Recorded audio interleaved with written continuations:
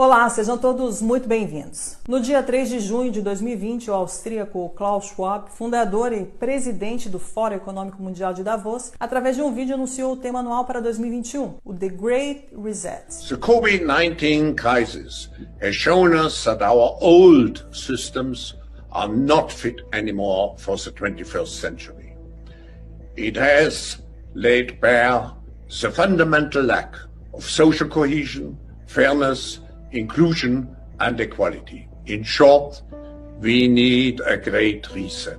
Curiosamente, um modelo muito parecido que vem sendo defendido aí pelo IPCC, que é o International Panel on Climate Change, que é um órgão das Nações Unidas que avalia a ciência relacionada às mudanças climáticas, que tem como garota propaganda Greta Thunberg e seus amiguinhos corporativos como Al Gore e Larry Fink, da Blackwater. Só que essa agenda se encaixa perfeitamente com uma outra agenda. O termo Great Reset se encontra em um documento publicado pela ONU no ano de 2015, onde contém uma análise da situação da população mundial e uma série de propostas. E não é por acaso que este documento é conhecido como Agenda 2020-2030. O tema da Agenda 2030 é um mundo sustentável, que é definido por eles como um mundo de igualdade social, igualdade de gênero, vacinas para todos, através da OMS e da CEP, que é a Coalizão de Inovações e Preparação para Epidemias. Esta é uma organização filantrópica que foi lançada em 2017 pelo Fórum Econômico Mundial, juntamente com a Fundação Bill e Melinda Gates. Eles apelam para o crescimento econômico sustentável, agricultura sustentável, energia sustentável, cidades sustentáveis, industrializações sustentáveis. Fica claro que é uma reorganização da riqueza mundial, criando o capitalismo sustentável. Essa mudança precisa ser apoiada por um processo de digitalização global. As novas infraestruturas do 5G farão exatamente isso, facilitando a gestão do enorme tráfego de dados que se tornará aí o petróleo do século XXI.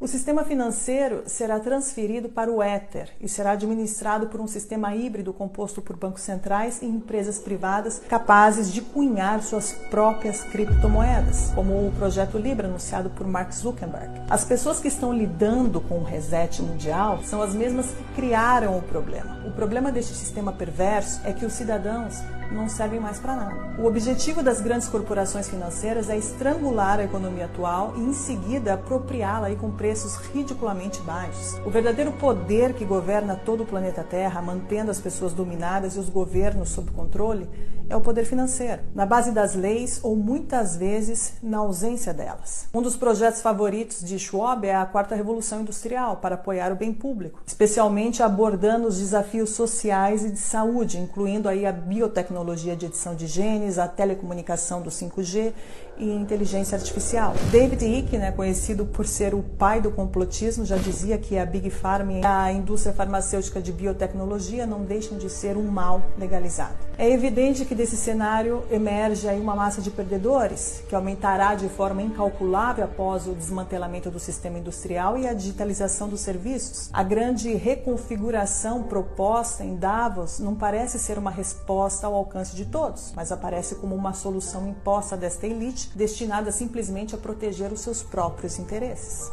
É curioso notar que a chamada pandemia, com suas políticas de lockdown e de medo, facilita e favorece esse grande reset, nos impondo aí uma mudança drástica, desde a remoção do trabalho, permitindo o avanço digital e bloqueando aí o deslocamento das pessoas. A dívida pública mundial aumentará para níveis nunca vistos. Esta é a consequência das políticas econômicas adotadas para fazer frente aos efeitos de restrições devido à disseminação do Covid-19. Os bancos centrais estão injetando grandes quantidades de dinheiro no sistema. Essa ação extraordinária dos bancos centrais está revelando outro grande pressuposto, ou seja, a disponibilidade de dinheiro em circulação não depende de conjunções astrais devido ao acaso, mas depende exclusivamente das escolhas dos políticos. O dinheiro pode ser criado do nada e em quantidades ilimitadas, como estamos vendo. E se no futuro algum político disser que não tem dinheiro, devemos lembrar dos trilhões de euros e dólares criados em um clique durante essa pandemia, acabando também aí com o mito da inflação. Esta agenda globalista traz consigo inúmeras mudanças e o Covid-19 só está servindo de instrumento para acelerá-la. mais fechamentos virão, haverá uma onda de falimentos sem precedentes, o congelamento da produção e o desemprego em massa levarão à fome. Motins e revoltas vão estourar pelo mundo todo de acordo com os planos da elite. Os lockdowns levarão inevitavelmente a economia mundial ao colapso e darão origem ao que será a crise econômica mais grave da história da humanidade. Esta enorme depressão tem uma função muito precisa: criar uma sociedade de duas classes. Uma formada por esta pequena elite dominante e outra formada por uma multidão de pobres, na qual a classe média desaparecerá definitivamente, assim como as pequenas e médias empresas que seguirão o mesmo destino. As grandes corporações terão todo o mercado em suas mãos.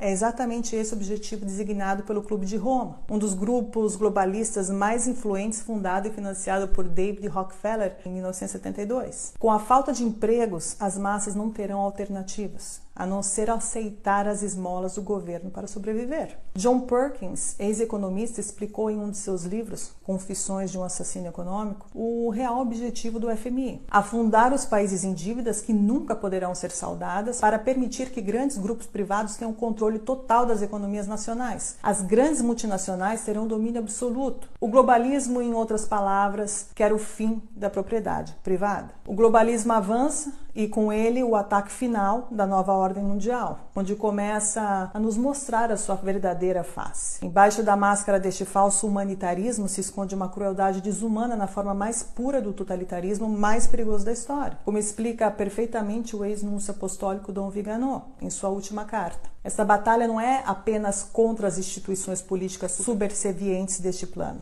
São as próprias palavras de São Paulo em sua carta aos Efésios que explicam o verdadeiro significado desse conflito. Nossa batalha, na verdade, não é contra criaturas feitas de sangue e de carne, mas contra os principados e poderes, contra os governantes deste mundo de trevas, contra os espíritos malignos que vivem nas regiões celestiais. São horas decisivas para o destino da humanidade e do mundo, e esta é a batalha que eu, você e toda a humanidade se encontra neste exato momento. È diventato chiaro in questo momento che ognuno di noi è rappresentante di se stesso, perché lo Stato non rappresenta più un'istituzione,